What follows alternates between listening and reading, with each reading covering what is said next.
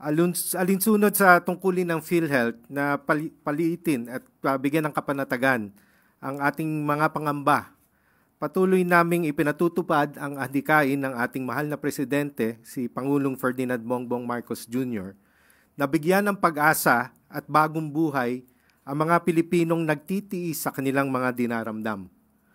Katuwang ng aming kalihim Secretary Teodoro Herbosa at ang ating NKTI Executive Director Dr. Dante Dator, hatid namin ang bagong benepisyong naglalayong ipagpatuloy ang alagang PhilHealth para sa mga pasyenteng sumailalim na ng kidney transplantation. Matutulungan nating siguruhin ang pagbalik ng dating lakas at sigla ng ating mga kababayan. Kasama na rito ang tulong sa mga donors na nagkaloob ng kanilang kidneys. Nais natin ang isang normal at matiwasay na buhay para sa lahat sa kabila ng anumang karamdaman.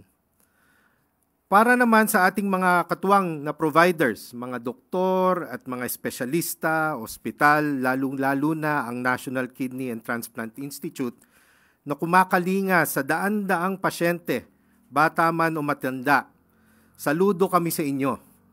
At naway sa pamamagitan ng bagong benepisyo na ito, mas marami pang makatatanggap ng bagong buhay sa isang bagong Pilipinas.